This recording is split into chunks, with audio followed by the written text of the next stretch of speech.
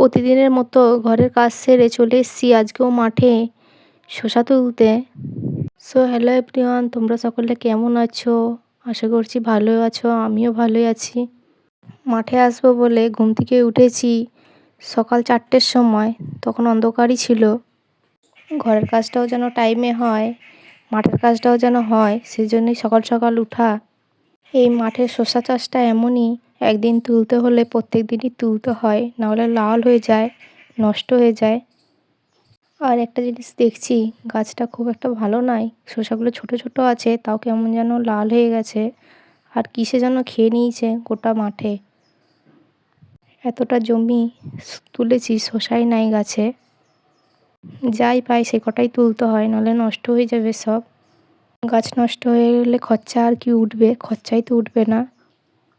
আমি তো কিছু কাজ করে গিয়েছিলাম, আবার এসে করলাম কাজগুলো। আর মাঠে গিয়ে সকাল সকাল না করলে বেলাতে প্রচুর রোদ দেয়, কষ্ট হয়।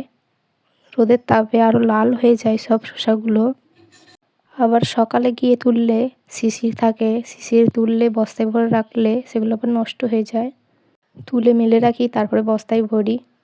আমি বাড়িতে এসে বাসনগুলো মেজে নিয়েছি, আর কিছু জামা কাপড় ভিজিয়ে রেখে গিয়েছিলাম, সেগুলো এসে কাচাকাচি করলাম। এদিকে আবার একটু বৃষ্টি নেমে গিয়েছিল। কাচাকাচি করতে গিয়ে আমি তো একটু ভিজে গিয়েছি। আর দেখো, আমাদের ছাদে উঠলে সব দেখা যায়, মাঠের সব কিছু। আমার যখন ভালো লাগে না, তখন আমি ওই ছাদে গিয়ে একটু বসি বিকেলবেলায়, তাহলে মনটা অনেকটা ফ্রি হয়। আর বসে থাকার তো সেরকম সময় পাই না। আমরা যেহেতু বাড়ির বউ, সেই জন্য ঘরের কাজ আর মাঠের কাজ এগুলো নিয়েই সবসময় থাকতে হয়।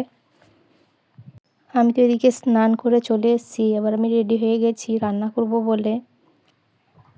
রান্না না করলে ও আবার স্কুল যাবে, খেতে পারবে না। প্রত্যেক দিন আমি বলি খেয়ে যাও, সে খেতে চায় না, ও তো ভাত একদম খেতে চায় না। আমি বলছি খেয়ে যাবি, ও বলছে না খেয়ে যাব না। ওর স্কুলে যাওয়ার জন্যই আমার সকালে উঠে এত তাড়াহুড়া করে এদিক সেদিক দৌড়াতে হয়, মাঠে ঘর করতে হয়। টাইমের মধ্যে এত কাজ অসম্ভব হয়ে ওঠে।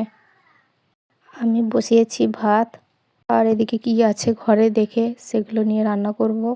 আমাদের এখানে সপ্তাহে 2 দিন হাট হয়। যেহেতু গ্রাম এলাকা, সবার চাষবাস আছে, সবার চাষের থেকে সেখান থেকেই পেয়ে যায় সবজি। আমাদের এখানে হাট বাজার সব কিছুই দূরে দূরে, দোকানও দূরে। যে দরকারের যে কোনো প্রয়োজনীয় জিনিস যখন তখন আনতে পারি না। আর আমি যে কোনো জিনিস নিয়ে এলে একসাথে খেয়ে নেবো সেটা করি না।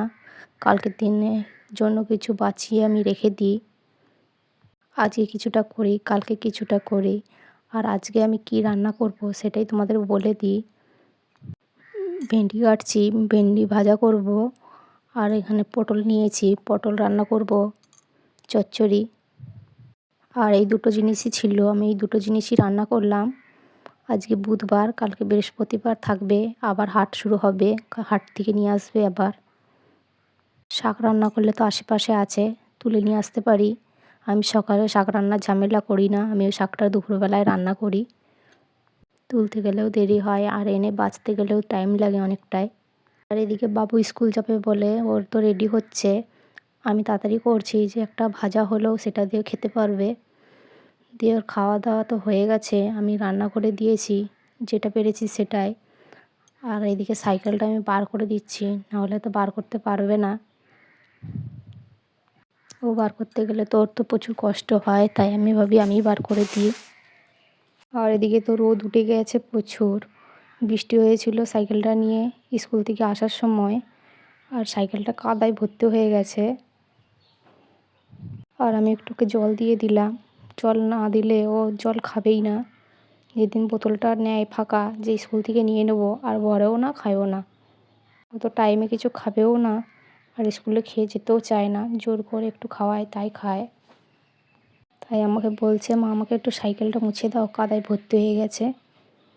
আমি একটু তাড়াতাড়ি করে মুছে দিলাম ওকে। দিয়ে জলটা বলছে পিছন দিকে ভারী লাগছে, তাহলে আমাকে এই সাইকেলের এখানে দিয়ে দাও। ও নিয়ে নিল সাইকেলের এখানে, দিয়ে এবার বেরিয়ে পড়বে। সকালের দিকটা তোমাদের সাথে কাটিয়ে দিলাম। চলো টাটা, তোমরা সবাই ভালো থাকবে।